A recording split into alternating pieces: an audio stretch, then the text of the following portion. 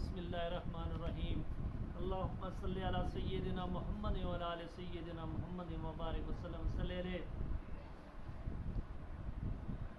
آقا صلی اللہ علیہ وسلم سے محبت کرنے والے لوگوں کی بھی شان بڑی عظیم ہوتی ہے۔ ان میں حضرت خواجہ ابو یوسف چشتی رحمۃ اللہ علیہ، یہ چشتیہ سلسلے کے باکمال شخصیت ہیں۔ آپ کو کرامتیں اور کمالات زہر و بحر سے تھیں۔ آپ کو خرقہ خلافت اپنے ماموں خواجہ ابو محمد چشتی سے ملا۔ آپ کی تربیت کی۔ آپ کی عمر جب 36 سال کی ہوئی تو آپ کے ماموں کا انتقال ہو گیا۔ آپ کی جگہ جلوہ افروز ہوئے۔ آپ کا نسب پاک حضرت امام حسین علیہ السلام سے اس طرح جا ملتا ہے۔ سید یوسف چشتی بن سمان بن سید ابراہیم بن سید محمد حسین بن سید عبداللہ علی اکبر بن حسن اصغری بن امام علی تقی امام المتقی بن علا رضا بن موسیٰ کاظم بن جعفر صادق محمد زین العابدین بن امیر المومنین امام حسین۔ خواجہ ابو احمد کی وفات کے بعد خواجہ یوسف ہرات میں تشریف لے آئے۔ راستے میں ایک گاؤں آتا جس کا نام کنک تھا۔ وہاں ایک ایسا درویش رہتا تھا جو نہایت ہی متقی تھا۔ اس کی ایک بیٹی تھی جو بڑی نیک اور پارسا اور خوبصورت تھی۔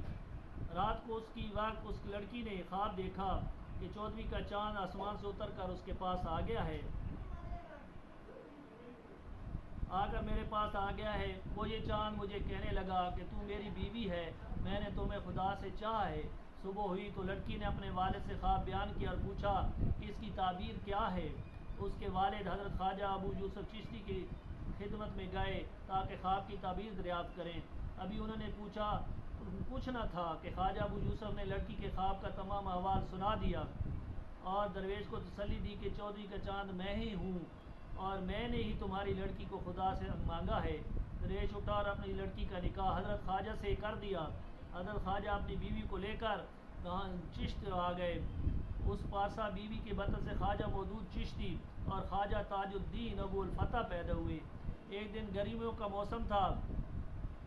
حضرت خواجہ یوسف اپنے دوستوں کے ساتھ گھر سے نکلے، جنگل میں پہنچے۔ وہاں دور دور تک پانی کا نام و نشان نہ تھا۔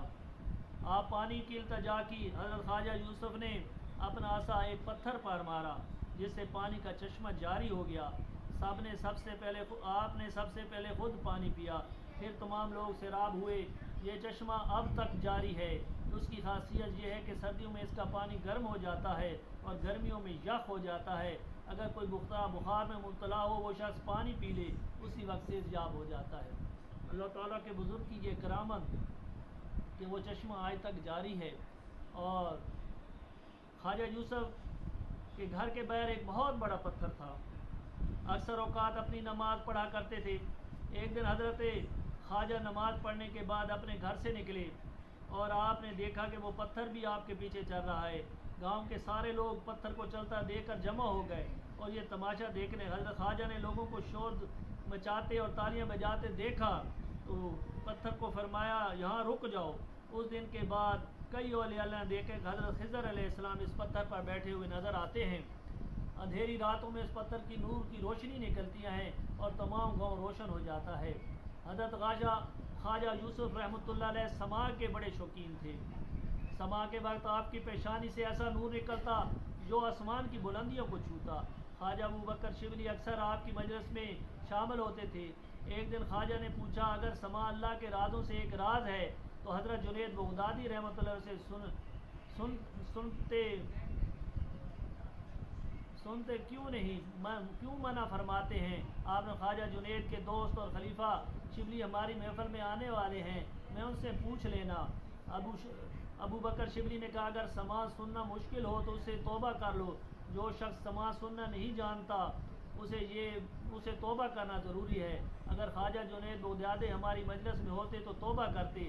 ایک دن حضرت خواجہ کہیں جا رہے تھے۔ آپ نے دیکھا کہ لوگ مسجد بنا رہے ہیں۔ ایک لکڑی کا شیطین مسجد کے چھت پر رکھنے چاہتے ہیں مگر وہ ایک گز چھوٹا ہو جاتا ہے، دیوار پر پورا نہیں آتا۔ حضرت خواجہ نے دیکھا تو گھوڑے سے اترے اور شیطین کو اٹھا کر دیوار پر رکھا۔ لوگوں نے دیکھا کہ شیطین ایک گز بڑا ہو گیا ہے۔ حضرت خواجہ یوسف قرآن پاک کا پہلا حصہ یاد تھا۔ وہ دل میں سوچتے اگر مجھے سارا یاد ہوتا تو پورا ثواب ملتا۔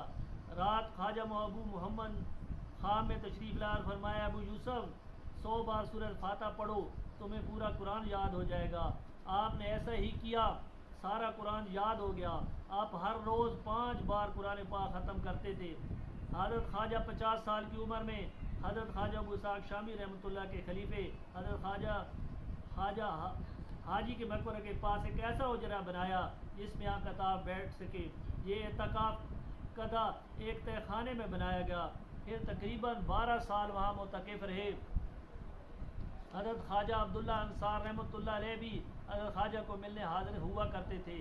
رات کو رجال الغیب بھی آتے، پریاں اور جن بھی دیو حاضری دیا کرتے، ان کی تعداد ہزاروں تک پہنچتی تھی۔ حضرت خواجہ کے مریدوں میں سے 2 جن ایسے ہیں جو سانپ کی شکل میں حجرے کے سامنے رہا کرتے اور عام آدمیوں کو حجرے سے نزدیک نہیں آنے دیتے تھے۔ آپ کی وفات سوم رجب المرجب 459 کو ہوئی۔ اللہ تعالیٰ آپ کو خریق رحمت فرمائے اور آپ لوگوں کے لیے رہنمائی کا باعث ہے۔ اللہ تعالیٰ ان بزرگوں کے صدقے میں ہمیں بھی نیکی کے راستے کی طرف چلنے کی توفیق عطا فرمائے۔ اگر آپ کو یہ باتیں اچھی لگی ہوں تو آپ یوٹیوب پر جا کر حاجی محمد یونس سبسکرائب اور ویو کریں، شیئر کریں، اور اگر آپ کو کوئی مسئلہ درپیش ہو تو پھر آپ واٹس ایپ نمبر 0306 63 51 641 پر آپ رابطہ کریں۔